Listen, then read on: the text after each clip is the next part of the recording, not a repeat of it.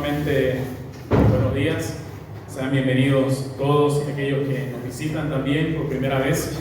Somos la Iglesia Bautista Reformada de Santa Cruz. Estamos hace un año y medio. Tuvimos como un punto de misión, un año aproximadamente, un punto de misión de la Iglesia Bautista Reformada Gracia y Verdad de Cochabamba. Y desde el mes de febrero que nos establecimos como iglesia ya con una membresía. Y ahora igual nos encontramos otra vez en un proceso de membresía con nuevos hermanos que se han postulado a la membresía. Y son bienvenidos siempre para conocernos, ver qué es lo que creemos, cómo enseñamos, etcétera, etcétera. Para que así, si usted desea, pueda ser y formar parte también de esta iglesia local, porque como cristianos estamos llamados a pertenecer a una iglesia local. Voy a pedir que podamos tener nuestra Biblia en Filipenses 3. Hoy vamos a finalizar capítulo 3 de Filipenses, y si el Señor lo permite, el siguiente domingo continuamos con Filipenses 4. El título del sermón, hermanos, que va a aparecer en la pantalla, el hermano Gerson lo va a poner, es Mientras esperamos al Salvador. Mientras esperamos al Salvador. Y va a comprenderse de los versículos 17 al 21, dividido en 3 puntos.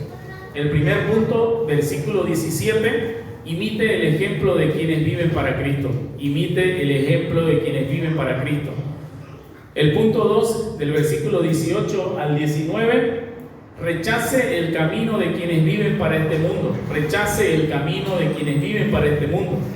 El punto 3, del versículo 20 al 21, viva como ciudadano del cielo esperando al Salvador. Viva como ciudadano del cielo esperando al Salvador. Oremos, hermanos, nuevamente para dejar en las manos del Señor este tiempo.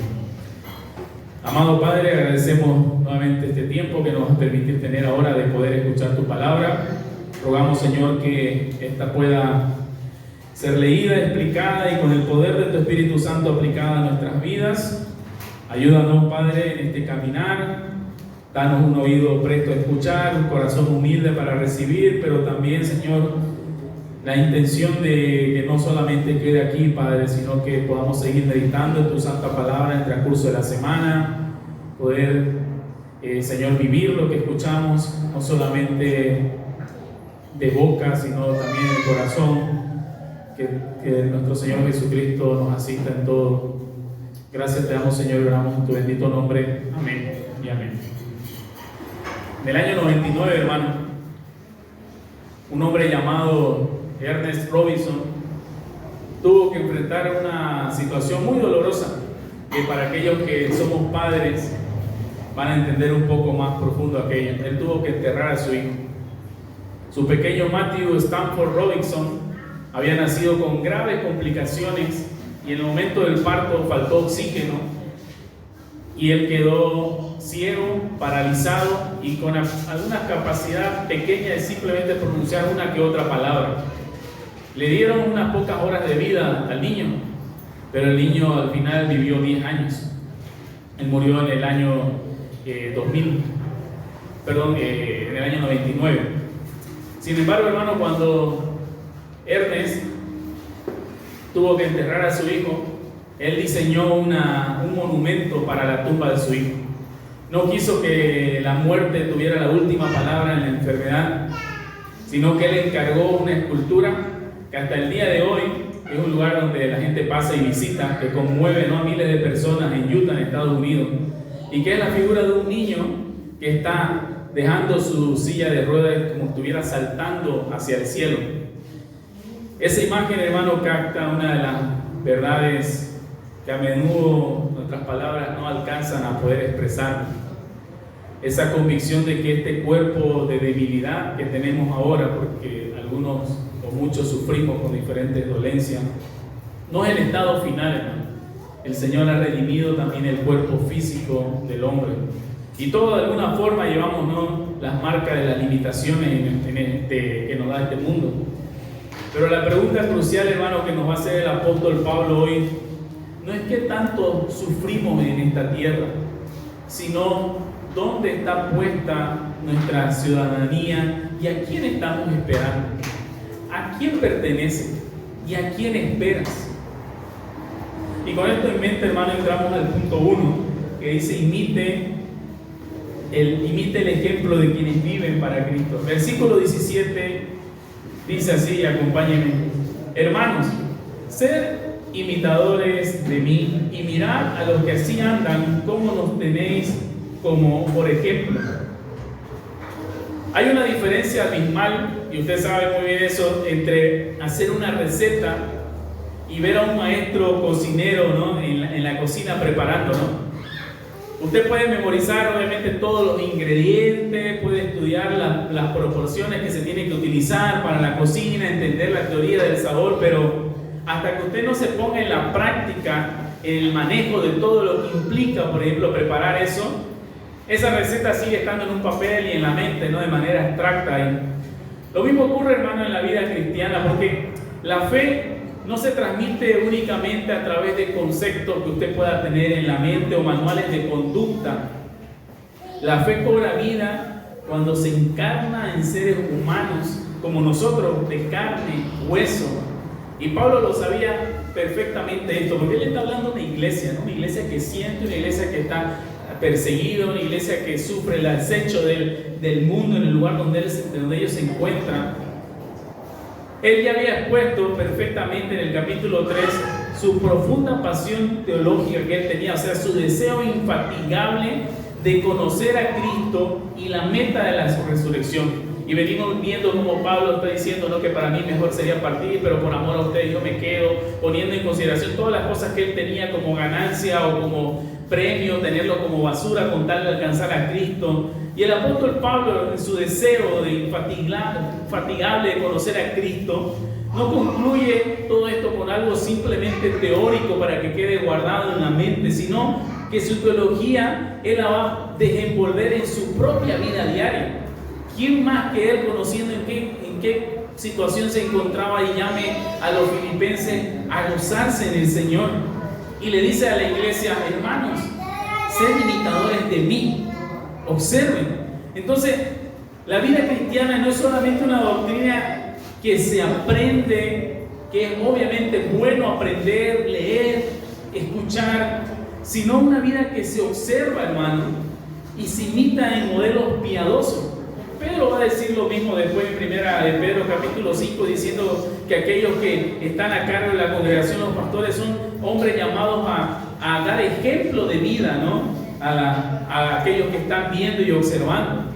Y entonces la vida cristiana no solamente aprender, sino también nosotros observamos, imitamos modelos piadosos de hermanos que llevan una vida quizás cristiana más profunda, ¿no? Y a veces vemos hermanos y decimos: me gustaría quizás tener esa profundidad en la oración como él tiene, ¿no?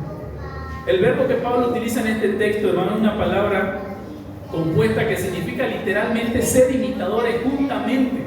Entonces Pablo no está diciendo acá que usted tiene que ser una copia ciega, ni él está llamando un culto a la personalidad, sino a una conformación intencional y comunitaria, un mismo patrón de vida, que así debería dar la iglesia.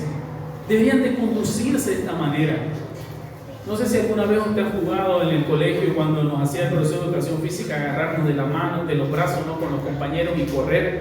¿Y quién llegaba primero? A veces terminábamos llevando un compañero arrastrado, ¿no?, pero lo llevábamos, ¿no? Así debe andar la iglesia, ¿no? Todos nos agarramos y el que cae, los que están a su lado, lo siguen sosteniendo y siguen avanzando juntos.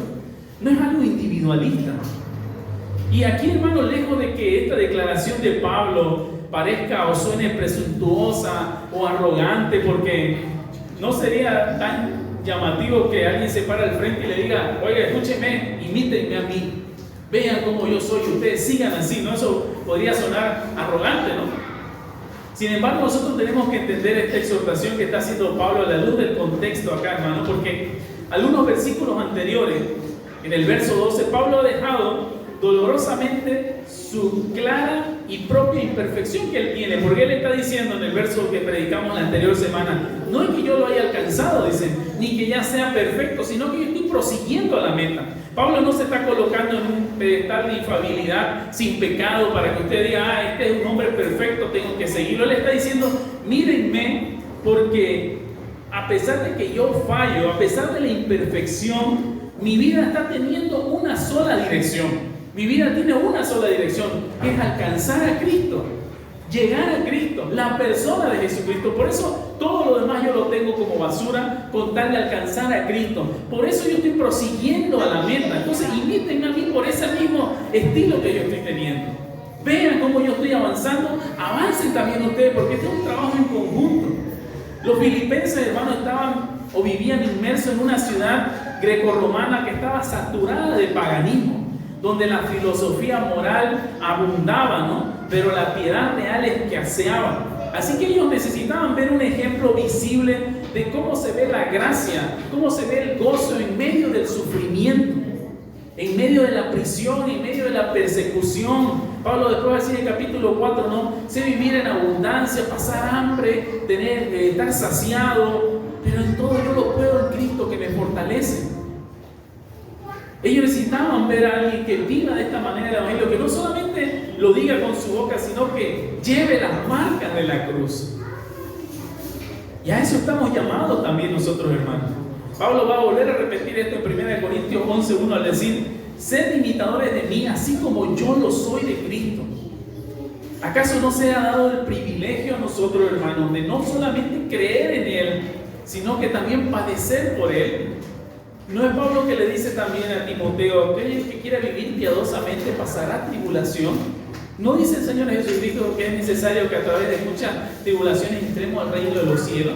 ¿No dice el Señor Jesucristo también que bienaventurados, gozosos cuando por mi causa me vituperen, insulten y digan cualquier cosa contra ustedes mintiendo? Porque así hicieron con los profetas. ¿Qué esperamos nosotros? Y le está diciendo a esta iglesia de acá: imiten a mí, como imito al Señor Jesucristo.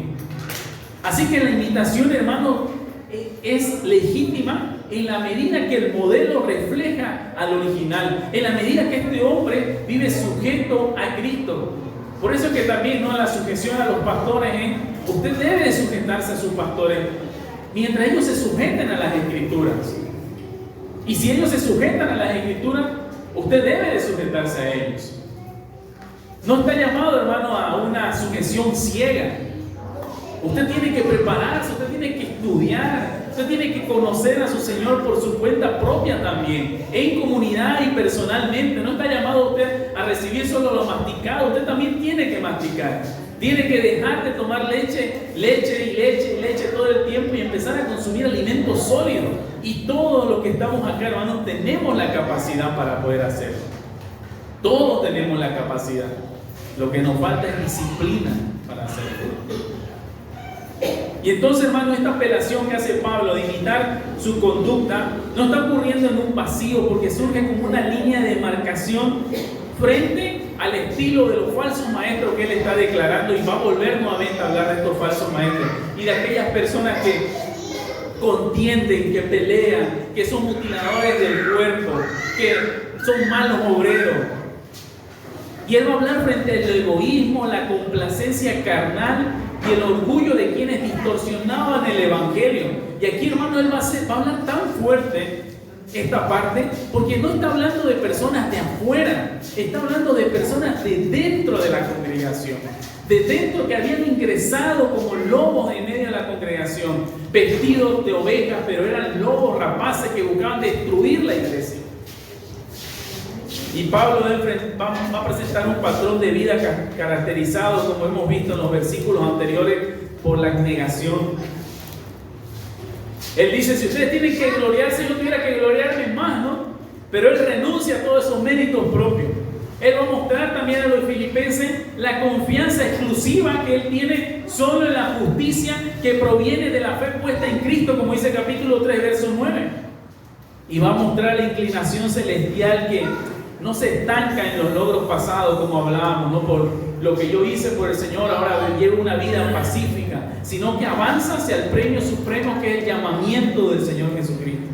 Y va a mostrar cómo el patrón falso, carnal, frente al patrón apostólico, cristocéntrico, aquellos que buscaban su complacencia propia y la negación y rendición del apóstol. La gloria en la carne, no ser alabados, exaltados bajo la confianza solo en la gracia de Dios. Y la mente terrenal que tenían estos hombres, a diferencia de la mirada en la meta celestial. aquellos que prosiguen a la meta mirando a su Señor.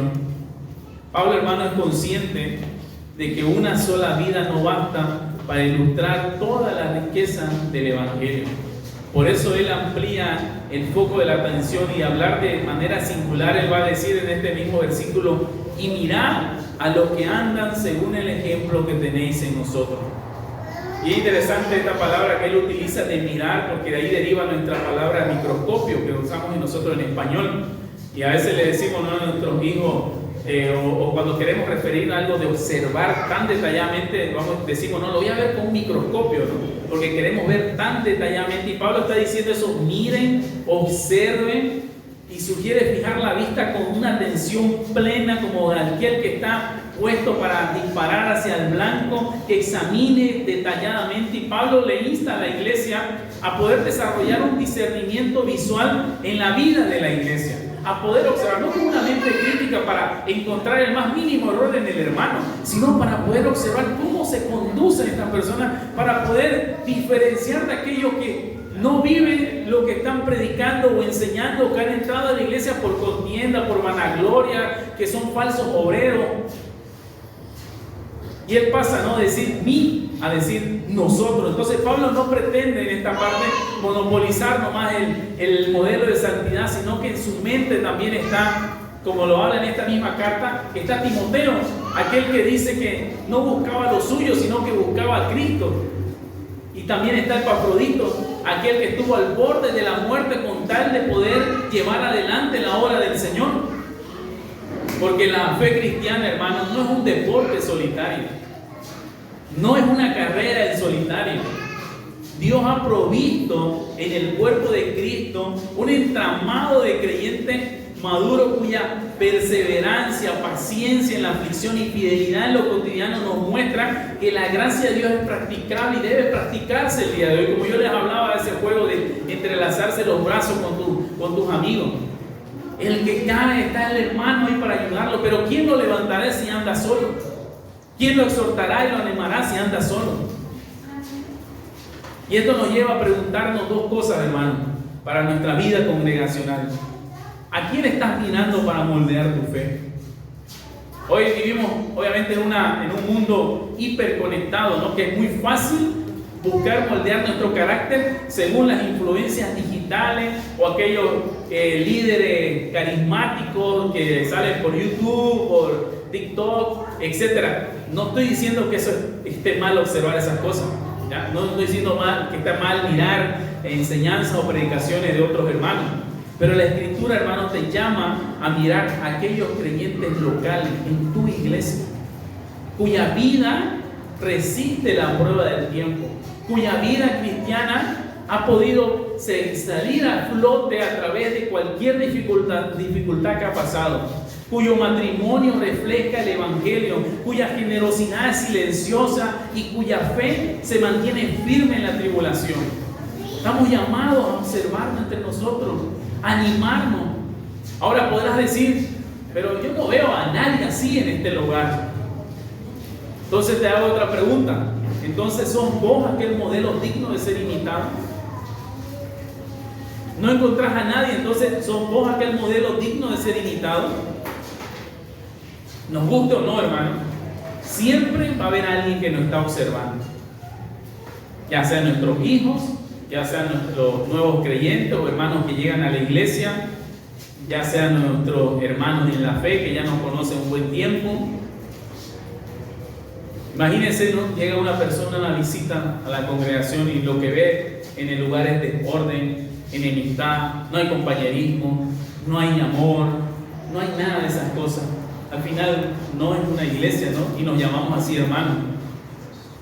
Si un nuevo cristiano, hermano, una nueva persona que ha nacido recién a la vida cristiana, imitaría tu vida de oración, imitaría tu asistencia a la iglesia, imitaría tu uso del dinero, tu forma de hablar cuando nadie te ve, las cosas que haces en lo secreto, podrías decir si esta persona se acercaría más a Cristo o esta persona estaría alejada de Cristo.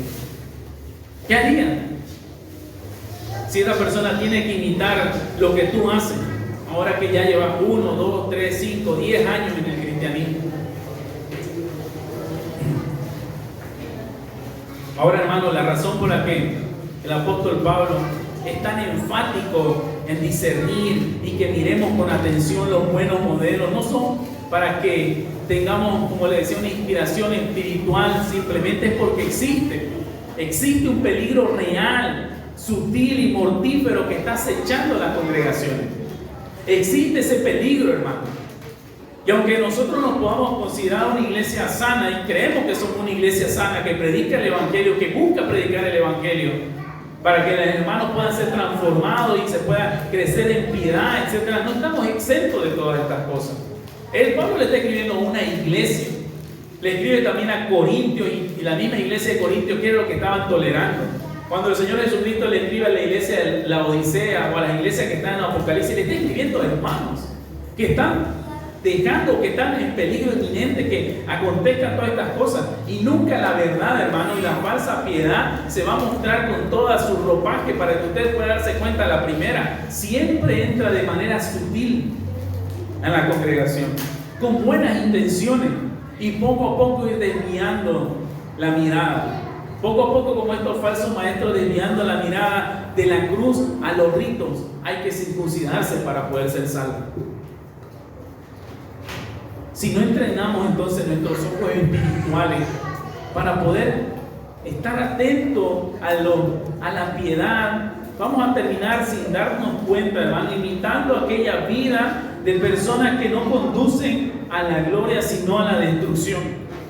Y es precisamente aquí, hermano, donde el apóstol Pablo va a cambiar, ¿no?, de la instrucción y va a hablar como un padre a esta iglesia en el punto 2. Versículo 18 y 19. Dice el punto 2: rechacen el camino de quienes viven para este mundo. Leamos, por favor. Dice así: porque muchos andan por ahí, de los cuales os dije muchas veces, y aún ahora lo digo llorando, que son enemigos de la cruz de Cristo, cuyo fin será la perdición, cuyo Dios es el vientre y su gloria está en su vergüenza, que piensan en lo terrenal. La mente terrenal, hermano, muestra que un corazón que rechaza obviamente el señorío de Cristo. Por eso, hermano, la iglesia debe discernir y debe de rechazar el libertinaje carnal que deshonra la cruz de Cristo. Ya está hablando hace unos versos atrás Pablo, que rechace el legalismo, ¿no?, de estos hombres que querían poner carga en la iglesia para poder alcanzar la salvación. Y ahora habla de estos hombres que su Dios es el vientre. Porque no todo ejemplo dentro del ámbito visible de la congregación, hermano, es digno de imitación. Hay una realidad que duele, que el apóstol Pablo no puede callar, porque existen personas que profesan el nombre de Cristo, que incluso se jactan de cosas que logran para Cristo, que viajan, que dan conferencias, que ministran a otros, que se mezclan en la fila del pueblo de Dios, pero cuyo estilo de vida desenfocado te miente de manera categórica la confesión que ellos hacen con sus labios. No sirve de nada, hermano, que solo con tus labios confiesen que crees a Cristo si tu vida está desordenada. No sirve, hermano. Te engañas a vos mismo solamente. Y esa es la exhortación también, hermano, no caer en este grupo de personas. ¿Y qué hace los días domingos? A callar la mente. Y Pablo, hermano, no va a abordar este peligro con arrogancia, sino con un corazón roto, como él dice, que llora. Porque por ahí andan muchos, de los cuales os dije muchas veces, y ahora lo digo llorando. Cuando él expresa esto, hermano, él muestra una intensidad en la advertencia. Cuando alguien te clama por algo llorando, que tengas cuidado. Y esta palabra mucho no significa que la gran mayoría de la iglesia de Filipenses sean así, ¿no? Pero Pablo está advirtiendo que hay un número suficiente y amplio y activo para representar una amenaza real e inminente. Porque cuando él habla de malos obreros, él está diciendo que son obreros, o sea, están trabajando por esto y son malos. Y aquí nuevamente está mencionando, andan muchos, o sea, hay varios que están buscando hacer esto. Y Pablo no está improvisando una advertencia, sino que él dice, no, ya muchas veces, ya se los dije. Y les vuelvo a advertir, y ahora se los digo llorando, clamando, tengan cuidado. Así como nosotros que somos padres, yo ya llevo 6 meses o 7 meses diciéndole a mi hijo lo mismo, ¿no? Que se esfuerce en el colegio, que trabaje. No me voy a cansar de decírselo, porque es mi hijo y quiero su bien, quiero que progrese, quiero que avance. Y Pablo se lo está diciendo ahora muchas veces, y para él no es problema decírselo muchas veces. Y ahora se lo dice llorando a él. Quiere que el verdadero pastor, que Pablo, no se cansa de buscar proteger el rebaño y reiterarle las advertencias esenciales que se ven acá. Él les advierte contra estos engañadores cuando estaba entre medio de ellos, y ahora a la distancia desde la prisión les vuelve nuevamente a decir: hay muchos de ellos, tengan cuidado. Y en lugar de decirle no a lo de Filipo, ¿cuántas veces le tengo que decir? Se lo dice llorando. Él está profundamente conmovido, hermanos, por la gracia que lo alcanzó a él. Como él mismo va a decir que entre los pecadores es el principal. Él no podía soportar poder ver la gracia de Dios pervertida y convertida en libertinaje. Esa gracia barata de que sentís que te da la libertad de poder tener tu vida como mejor te parezca. Y él llora como llora María en la tumba de su hermano, llora como Magdalena llora en el huerto de la resurrección, llora con la misma compasión que lloró por la iglesia de Éfeso cuando él dice en Hechos 20:31, de noche y de día con lágrimas. Y esto, hermano, el derramamiento de las lágrimas de este apóstol refleja o muestra el gravísimo daño que causan los falsos maestros. El gravísimo daño que causan aquellos que entran para poder destruir la iglesia. Se engañan a sí mismos creyendo que son salvos mientras viven en pecado. Ejercen una influencia tan siniestra, hermano, haciendo que aquellos débiles o aquellos creyentes todavía inmaduros tropiecen. Por eso tanta la advertencia del Señor Jesucristo: mejor te es andarte una piedra en el cuello y tirarte al fondo del pozo antes de hacer caer a estos pequeños. Y esta gente sirve de pretexto para que el incrédulo blasfeme el Evangelio. En las últimas semanas hemos sido bombardeados en las redes sociales de supuestas iglesias que hablan de ser iglesia, y han salido tantas cochineras que ellos tienen entre medio, ¿no? Y predican de santidad, predican de que deben de conducirse de esta manera, de otra manera, desde el púlpito, mientras ellos mismos lo hacen esas cosas escondidas. Y hacen que estos incrédulos blasfemen y hablen mal del Evangelio y los metan a todos los cristianos en la misma bolsa. Yo me ponía a leer los comentarios, cuántas barbaridades hablaban gente, ¿no? Y algunos decían, por eso hay que volver con mamita, con María, hay que volver a la iglesia católica, etcétera, romana. Y deshonran, hermano, al Dios santo que ellos afirman servir. Aquellos hombres que de aquel día le dirán: pero Señor, en tu nombre no hicimos todo esto. Hermano, nunca va a haber una separación entre lo que usted dice creer y su vida. Tiene que haber una comunión en eso. Si no, si yo digo una cosa y hago otra cosa, no se vuelve hipocresía. Y el Señor dice: no sean tibios, ¿no? ¿Qué va a pasar con aquellos tibios? El llanto, hermano, de Pablo en este versículo es tan glorioso como el gozo que resuena en toda la carta. Un ministerio que no sabe llorar por el pecado y la perdición de las almas es un ministerio que ha perdido el corazón de Cristo. De esa manera también usted puede alegrar el corazón a aquellos que están a cargo de la obra, cuando uno puede ver cómo aquel hermano avanza.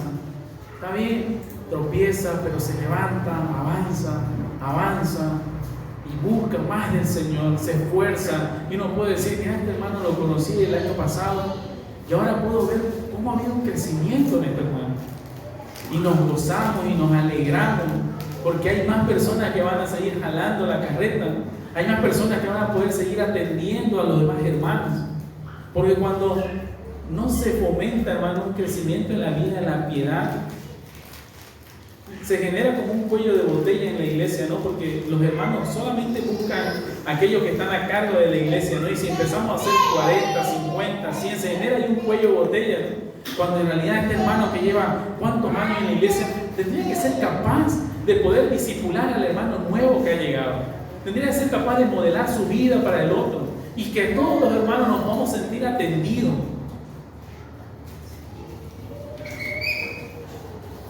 En los siguientes versos, 18, en los versos que hemos leído, Pablo es como si trazara, ¿no?, una radiografía espiritual de estos individuos, ¿no? Y si usted lo ve ahí en los versículos, por favor le pido que pueda tener su mirada en esos versos. Él va a mostrar su identidad de estas personas, ¿no? ¿Y cuál es la identidad de estas personas? Son enemigos de la cruz de Cristo. Enemigos de la cruz de Cristo. ¿Y cuál es el culto que ellos tienen? Su culto es su propio vientre. ¿Y cuál es su jactancia? Su gloria es su vergüenza. ¿Y cuál es la inclinación que estos tienen? Solo piensan en ¿qué? En lo terrenal. Y al final, su destino de estos hombres y estas mujeres, ¿qué va a ser? La perdición eterna. Enemigos de la cruz. No necesariamente habla de perseguidores paganos que destruyen cruces de madera, ¿no? Sino habla de profesantes que aborrecen la doctrina y la ética de la cruz. ¿Usted se ha puesto a investigar o averiguar qué implicaba en el contexto cultural la cruz en ese tiempo? La cruz obviamente era algo lo más vergonzoso que podría pasar. Cuando los romanos le pedían a una persona que lleve el travesaño para ir a la cruz, era para mostrar a toda la vergüenza de esta persona. Solo estaba reservado para criminales de lo más aberrante que podía haber en aquella época, o para traidores o aquellos que se querían sublevar. Los amigos de la cruz, hermano, precisamente son aquellos que manifiestan el espíritu del Calvario y manifiestan lo que Pablo manifiesta acá: la abnegación, el de tomar su cruz cada día y crucificar su ego, su orgullo. Mateo 16:24, el mismo Señor Jesucristo dice: si alguno quiere venir en pos de mí, niéguese a sí mismo y tome su cruz y sígame. Hermano, yo te puedo asegurar que en el cielo no va a haber nadie llevando una corona si no ha llevado su cruz en esta tierra. Y Gálatas 6:14 dice el mismo apóstol Pablo: pero lejos esté de mí gloriarme, sino en la cruz de nuestro Señor Jesucristo, por quien el mundo me ha crucificado a mí y yo al mundo. Para ellos, hermano, el mundo ha sido crucificado y ellos al mundo. Entonces, estos enemigos de la cruz, hermano, quieren a Cristo sin la cruz. Desean el perdón sin el arrepentimiento, la gloria sin la crucifixión de la carne. Y ven la gracia como una licencia para poder satisfacer sus deseos. Ellos son los que dicen, como Pablo lo refuta en Romanos 6, pequemos para que la gracia sobreabunde. Tenemos un Dios tan lleno de amor, misericordia y gracia, entonces podemos seguir andando en lo que andamos y mañana nos arrepentiremos y pediremos perdón y cambiaré. Mañana será el día.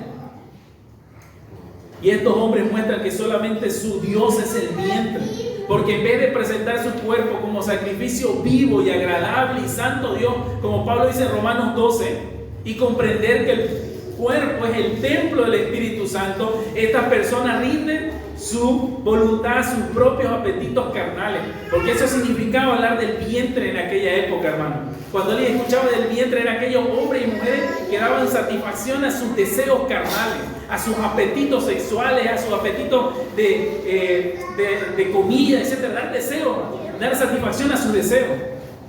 Eran seducidos por sus tentaciones inmorales. Porque esta gente, hermano, nuestros hermanos en esta ciudad, vivían en un ambiente pagano que estaba impregnado de sensualidad y que buscaba también meterse dentro de la iglesia para pervertir a la iglesia. Y convirtieron estos falsos creyentes, lo convirtieron su deseo físico, como la glotonería, inmoralidad sexual, la comodidad egoísta y los placeres desordenados, en el objeto supremo de su adoración. Cuando los impulsos del cuerpo, hermano, dictan cuál es la conducta del individuo, la carne usurpa el trono que le corresponde solamente a Jesucristo. Y ellos estaban entre medio del pueblo buscando satisfacer solamente sus deseos, ser atendidos.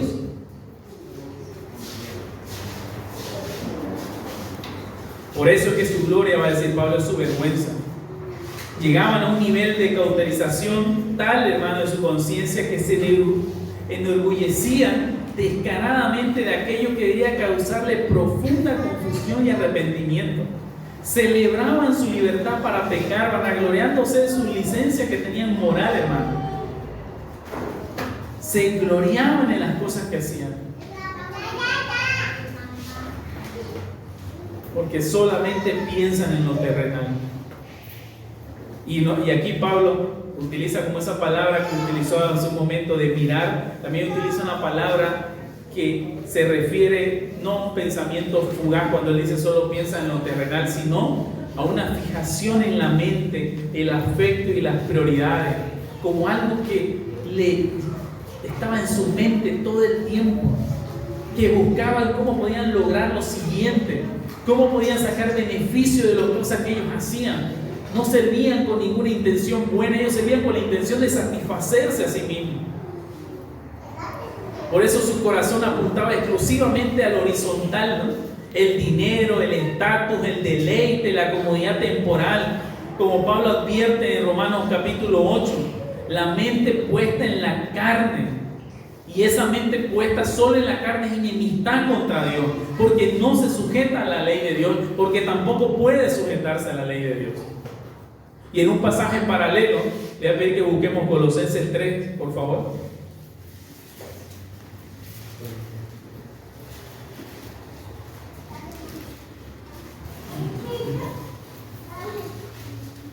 Colosenses 3:5 dice: haced morir pues lo terrenal en vosotros, fornicación, impureza, pasiones desordenadas, malos deseos, avaricia, que es idolatría, cosas por las cuales la ira de Dios viene sobre los hijos de desobediencia, en las cuales vosotros también anduvisteis en otro tiempo cuando vivías en ella, pero ahora dejad también vosotros todas estas cosas: ira, enojo, malicia, blasfemia, palabras deshonestas de vuestra boca. Pablo le pone nombre a todas estas cosas terrenales a las cuales estas personas se estaban entregando.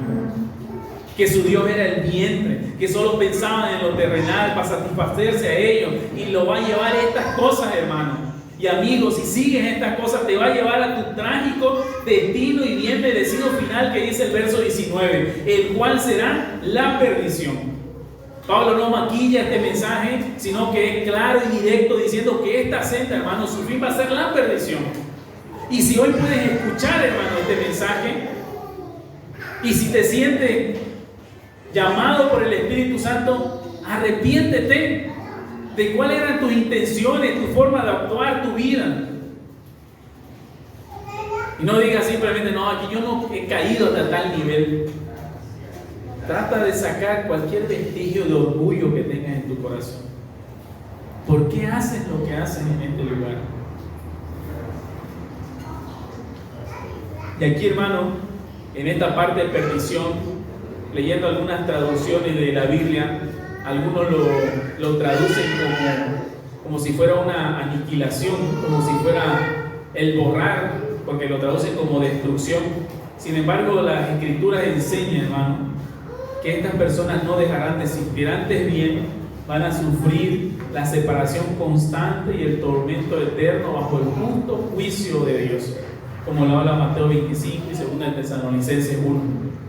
Su fin será conforme a su obra, porque la paga del pecado va a seguir siendo la muerte. Y esta perdición, hermano, comienza como una ruina moral en esta vida y va a alcanzar su culminación en la eternidad. No van a estar libres de estas cosas. No van a estar libres. Hermano, las palabras del apóstol Pablo, inspirados por el Espíritu Santo, yo me puedo imaginar cuán punzante podían haber sido para los de Filipenses al escuchar estas cosas y al ser advertidos que entre medio de ellos hay esto, que observen, que vean su propia vida. Y no han sido punzantes para nosotros el día de hoy también. El Evangelio no es un pase libre para vivir según la carne. Una fe, hermano, que no transforma tus afectos, que no transforma o no mortifica tu pecado y que no te lleva a amar la santidad, no es la fe que salva. Es el engaño de los enemigos de la cruz. Hermano, no te engañes. Observa tu vida, examínate y ve si estás en camino de perdición, como dice el Salmo 139, y pide al Señor que te conduzca por la senda antigua. Examina dónde está fija tu mente. Si tus desvelos, tus conversaciones, tus mayores alegrías y tus más profundas tristezas giran únicamente en torno a las cosas de este mundo, que son los bienes, los placeres, el reconocimiento terrenal, estás caminando en un terreno de altísimo riesgo espiritual. Y nuevamente no es que estas cosas estén mal, no es que esté mal trabajar, comprarse algo, soñar con algún día tener una casa, algo material, etcétera, algo que moverse. Pero ¿dónde está fija tu mente? Tus desvelos. Yo pensaba en esto, ¿no? El tema de los desvelos, porque casi todos los días me desvelo y analizaba en qué me estoy desvelando, ¿no? Tus charlas. ¿Cuál es lo que te genera mayor alegría? Y nuevamente, como aplicación, no seguir a cualquier persona o a cualquiera que cuelgue un video en internet y diga que la verdad que el apóstol Pablo, entendiéndola, etcétera, ¿no? Como hay un montón de cosas en la red. Discierne la vida de quienes escuchan. No te dejes deslumbrar por la elocuencia, el carisma, los grandes auditorios, porque en ese lugar mira cuánta gente hay. Mira su conducta. Hay marcas de la cruz en su vida. Hay humildad, hay abnegación, hay pureza, hay un deseo genuino de realmente proseguir a la mente y buscar a Cristo. Su vida huele a la cruz, bueno, aunque ese ejemplo no, pero o huele al mundo. Y si no es así, hermano, huye de esa influencia. Huye de esa influencia. ¿Y por qué, hermano, el verdadero creyente rechaza este camino carnal y terrenal? No lo hace mediante un simple esfuerzo moralista o por temer al juicio de los hombres. Lo hace porque ha experimentado, como yo le decía, una transformación radical en su vida, en su identidad y en lo que ahora tiene como meta, cuál es su destino. El cristiano no puede fijar sus afectos en la tierra porque, por una razón infinitamente superior, nuestra ciudadanía no está en este mundo. No está aquí abajo nuestra ciudadanía. Pertenecemos a la verdadera patria, a la verdadera Jerusalén celestial. Aquellos que creen en Cristo son el verdadero Israel, porque Cristo es nuestro verdadero Israel. Y somos añadidos de ese pueblo. Mientras los enemigos de la cruz se arrastran en este polvo terrenal y se revuelcan en el lodo del pecado, del creyente, hermano, levanta la mirada hacia el cielo, donde él espera con ardiente deseo y anhelo la venida de su glorioso Rey. Anhelamos que un día el Señor venga con esa voz de mando y de trompeta y escuchar. Y a veces algunas líneas teológicas, algunas perspectivas cristianas han hecho pensar o nos han metido temor, ¿no? Recuerdo haber crecido escuchando en un canal 45 que se llama Cristo Viene, y era puro miedo, ¿no? Pero en realidad, como creyente, hermano, cuando escuchemos a nuestro Señor, no vamos a tener ningún miedo, ningún temor. Aquellos que tienen su mirada en lo terrenal, que su Dios es el vientre, son los que van a pedir que los montes y los collados caigan encima de ellos para ocultarnos. Pero nosotros clamamos en nuestro espíritu: Abba, Padre. Abba, Padre. Por eso el libro de Apocalipsis, ¿cómo cierra? Diciendo: ciertamente voy, dice, ¿no? Y nuestra alma que dice: sí, Señor, ven pronto, por favor. Ven pronto. Esperamos y anhelamos, hermano, la venida de nuestro glorioso Rey. Y yo meditaba en esto, por eso le ponía el título, ¿no? Mientras esperamos al Salvador, porque mientras esperamos y anhelamos la venida, vivimos de esta manera. Y vamos a entrar a nuestro último punto, que es: viva como ciudadano del cielo esperando al Salvador. Viva como ciudadano del cielo esperando al Salvador. Versículos 20 y 21. mas nuestra ciudadanía está en los cielos, de donde también esperamos al Salvador, al Señor Jesucristo, quien transformará el cuerpo de nuestra bajeza para que sea semejante al cuerpo de su gloria, por la operación con que puede también sujetar a sí mismo todas las cosas. Todo este texto, hermano, culmina en este punto glorioso. El apóstol nos ha mostrado la conducta que deben imitar los creyentes, nos ha advertido con lágrimas sobre el camino de perdición de esta gente que piensa en lo terrenal. Pero la razón máxima por la cual el cristiano vive y no vive para la carne, ni se arrastra en lo terrenal, no es el miedo a la condenación ni el mero esfuerzo moralista. No somos cristianos porque tenemos miedo de irnos al infierno, hermano.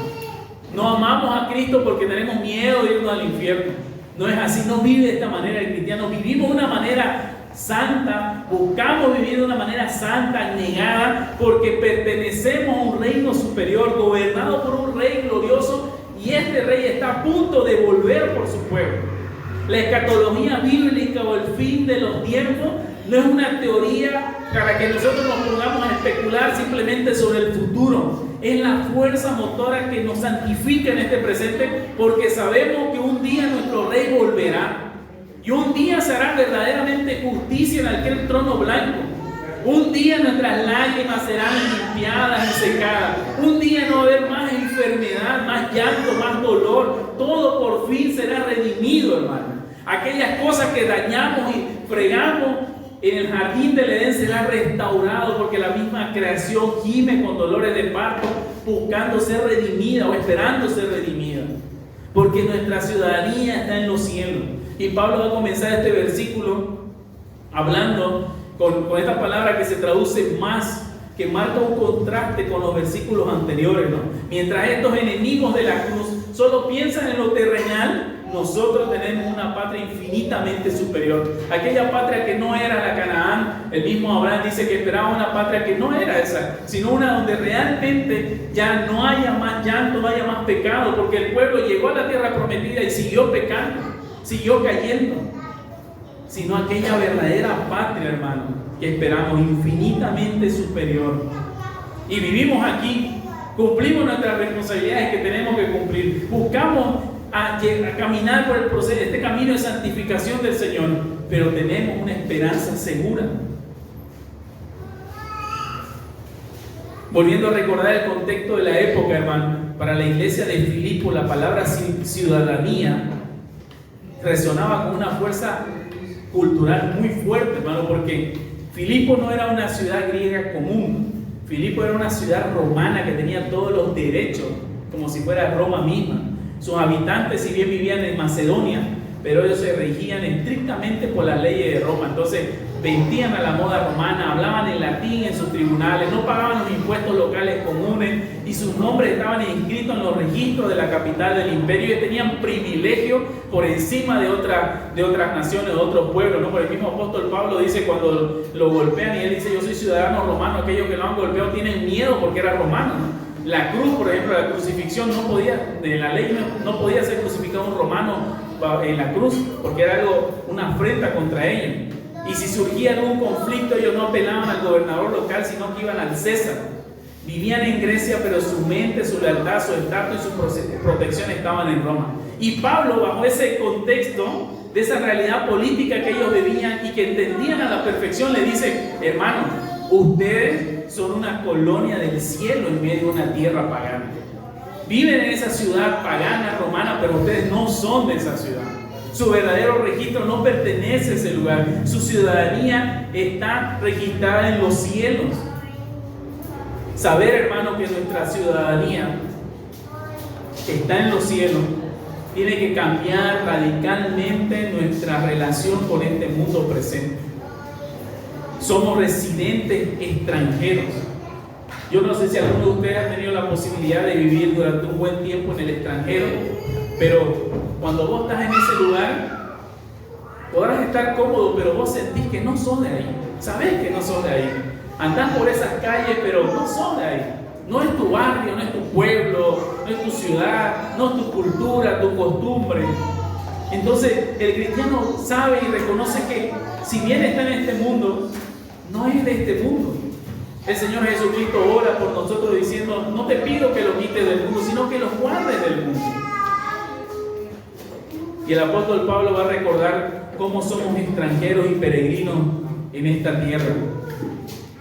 Primera de Pedro también dice, en capítulo 2, verso 11, voy a leer una traducción: queridos hermanos, les ruego como extranjeros y peregrinos en este mundo, que se aparten de los deseos pecaminosos que combaten contra el alma.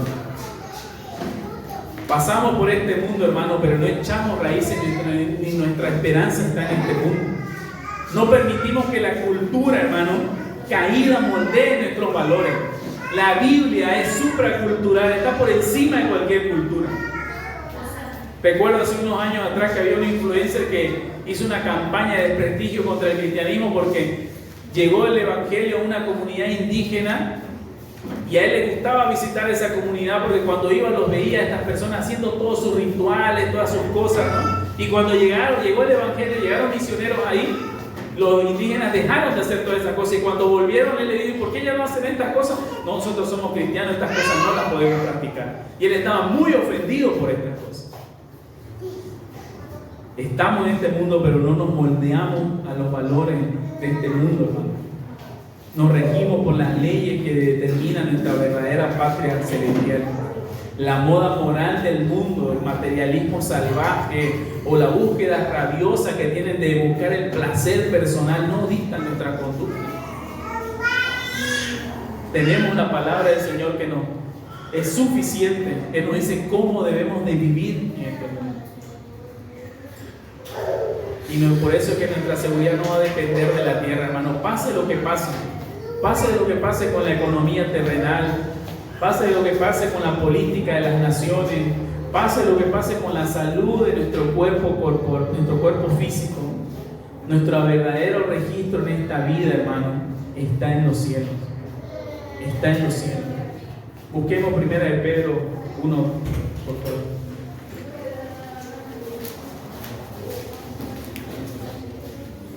Capítulo 1, primera de Pedro, capítulo 1, versículo 3 al 4.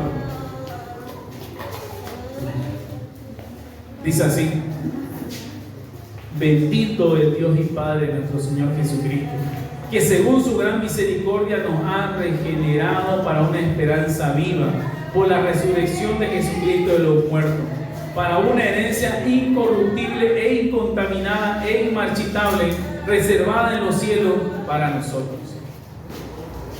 Hermano, la verdadera ciudadanía celestial que está registrada en los cielos se somete al señorío de Cristo. Su fin es la gloria eterna, a diferencia de esto que es la perdición, y espera con anhelo al Salvador. Hay esperanza para nosotros, hermano. Hay esperanza para nosotros. Es Cristo nuestra esperanza. ¿De dónde también esperamos al Salvador, al Señor Jesucristo? Por eso es que Pablo va a hablar acá que nuestra ciudadanía tampoco se va a permanecer ahí en algo estático, sino que va a producir una esperanza viva y una esperanza expectante, porque va a expresar ese anhelo intenso, hermano, y esa expectativa constante y perseverante, como la imagen de alguien que espera la llegada, que le ha dicho, no, su ser querido, su ser amado: ya voy tal día y voy a estar tal hora, y espía por la ventana, ¿no? Y espía por la ventana para ver si llega. Los que somos más viejitos sabemos sobre estas cosas. Ahora los que ya tienen celular no entienden mucho eso, porque le mandan ubicación en tiempo real y ya saben que está llegando, ¿no? Pero cuando no había la comunicación y un amigo te decía, o tu novio, un ser querido, voy a ir, espiabas por la ventana, no salías a la reja y mirabas si se veía, a la esquina si ya estaba por llegar. Pablo vale el ejemplo mostrando de esta manera que tenemos esa esperanza viva y expectante. Anhelamos que nuestro Señor venga, anhelamos que nuestro Señor llegue. Miramos al horizonte, hermano, como aquel padre, ¿no?, que miraba, ¿no?, a su hijo que llegue, la parábola del hijo pródigo. Y note, hermano, el título que Pablo le da a Jesús, diciéndole el Salvador al Señor Jesucristo. Nuevamente, en la época romana, hermano, el título de Salvador se le atribuía solamente al César. Yo le digo esto porque me gustaría que puedan entender realmente el peso de cada palabra que Pablo le pone a la iglesia de Filipo. El título de Salvador solo se lo daba al César. El Señor solo era el César. El emperador pretendía ser el salvador de las naciones, el protector que le daba la paz a todos los romanos. Pretendía ser el proveedor de todo el pueblo. Y en ese contexto Pablo le dice, Él es el Salvador. Él es el Señor. Y Pablo le recuerda con valentía que el César en Roma simplemente es una ilusión, porque el verdadero y único Salvador del universo no vive en un palacio hecho de manos de hombre, sino que Él reina en los cielos y se llama el Señor Jesucristo. Él es el Señor.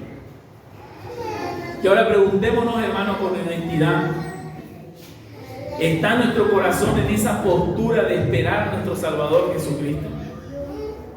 Quizá mientras nosotros tengamos vida no llegue el Señor, no lo sabemos. O Él viene o nosotros vamos a Él. Pregúntese, hermano, con honestidad. Muchas veces los cristianos, hermanos, vivimos tan enredados en los afanes de este siglo, tan fascinados con las distracciones del presente, que la venida de Cristo parece una interrupción inoportuna en el lugar de nuestros deseos, en lugar de ser nuestro deseo supremo. Tan afanados en las cosas de este mundo, hermano, de este siglo.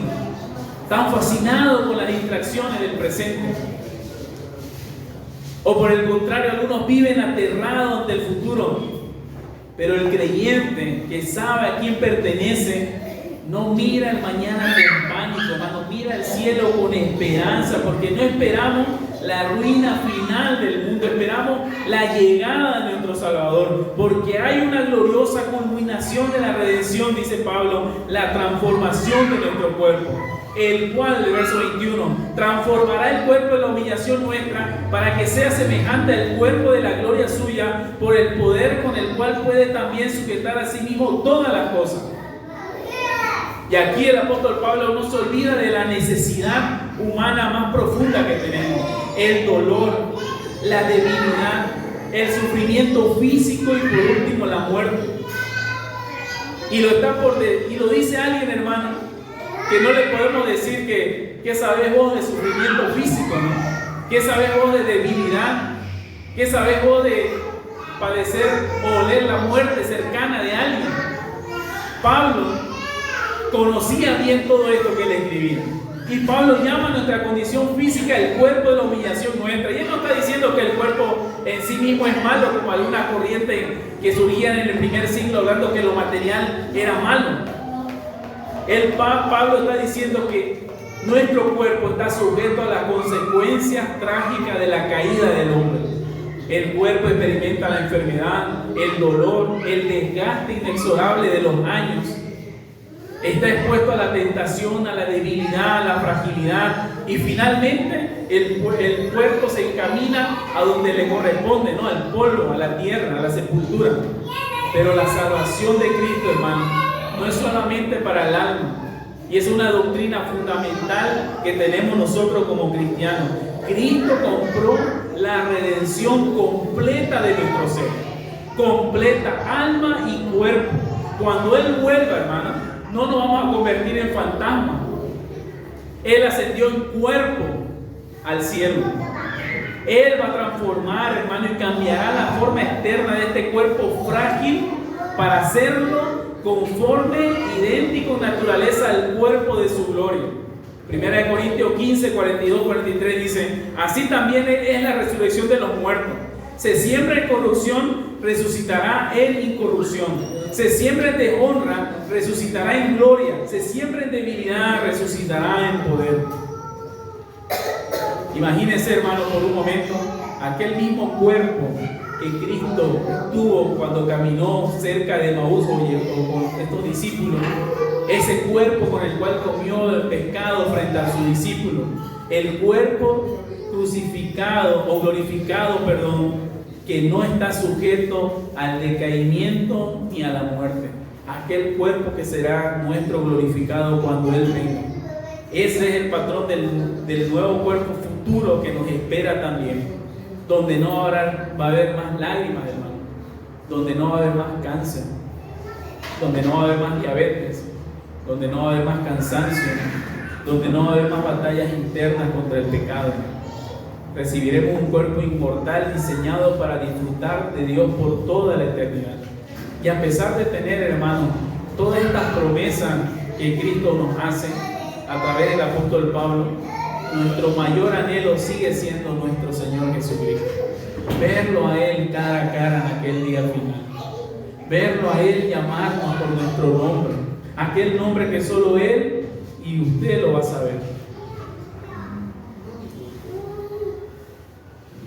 Hermanos, vivamos con esta esperanza, viendo y anhelando a nuestro Señor. Vamos a finalizar acá y vamos a orar. Amado Padre, agradecemos por este tiempo que nos permite tener.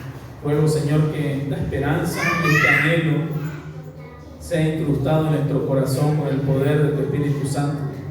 Ruego, Señor, por favor, que nos ayudes a vivir el Evangelio mientras esperamos con esperanza tu llegada, Señor. Te pedimos todo esto, Padre, en tu bendito nombre. Amén y amén. Gracias, hermano.